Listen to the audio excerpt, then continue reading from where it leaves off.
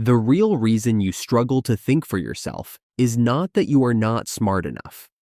It is not that you have not read enough books. And it is not that you do not have opinions.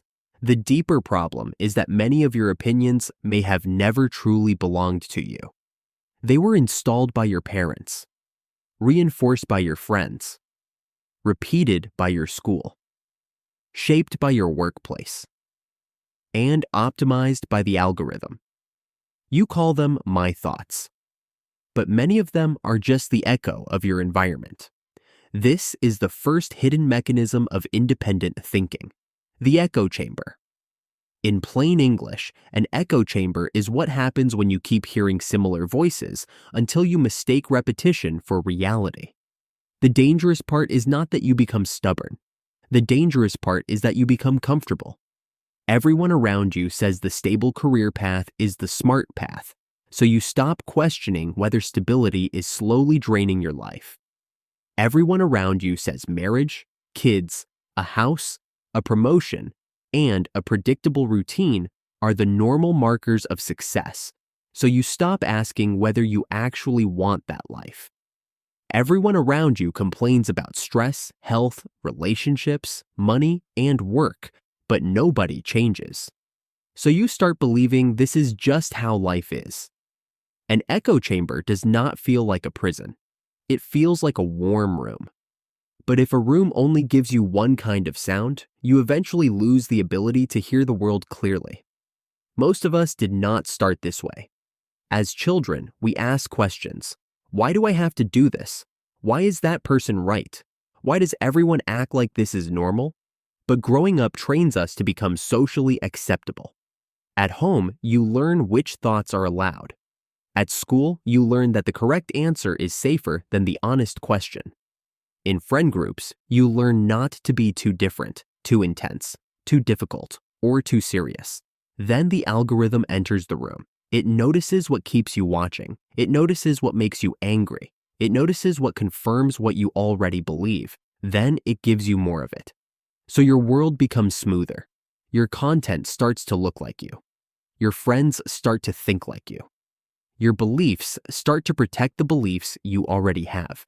And at some point, you may not be more awake. You may just be harder to interrupt. Imagine a person standing in a valley. He shouts one sentence. The valley repeats it back. The first time, he knows it is an echo. The 10th time, it feels like agreement. The 100th time, he starts to believe the whole world thinks like him. That is how many people build their worldview. Not by examining reality, but by hearing the same echo long enough to trust it. This does not only affect your opinions, it affects your relationships.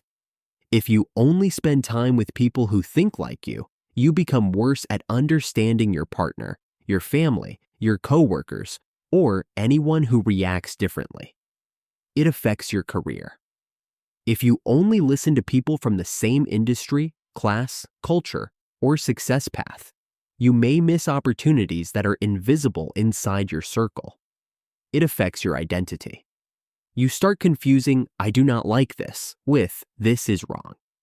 You confuse "I am not familiar with this" with "this is stupid." You do not become a person with strong opinions. You become a person protected by opinions. Independent thinking does not begin by disagreeing with everyone. It begins by observing your inputs. Your mind is a system. If the inputs are narrow, the outputs cannot be deep.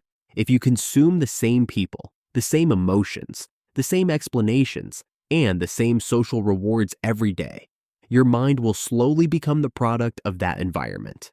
In plain English, if you do not design your information environment, your default environment will design your life. Here are 4 ways to step out of the echo chamber. First, separate familiarity from truth. Just because an idea feels comfortable does not mean it is true. And just because an idea makes you uncomfortable does not mean it is false. Comfort is a body reaction. It is not a conclusion. Second, intentionally meet people with different lives. Talk to people from different ages, careers, cultures, and life stages. Not so you can copy them, so you can expand your map.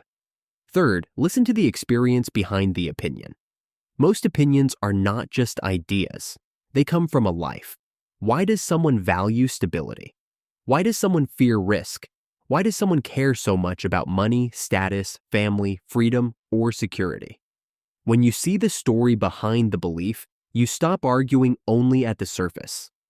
Fourth, ask yourself, did I observe this or did I inherit it?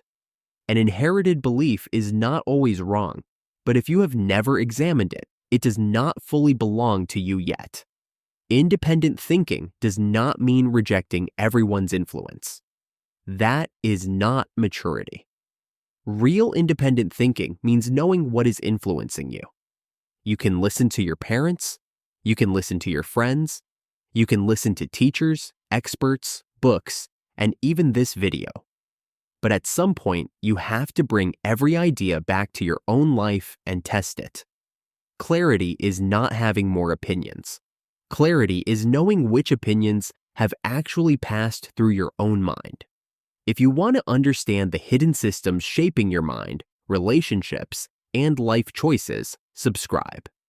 In the next episode, we will talk about one of the hardest parts of independent thinking: the fear of being different.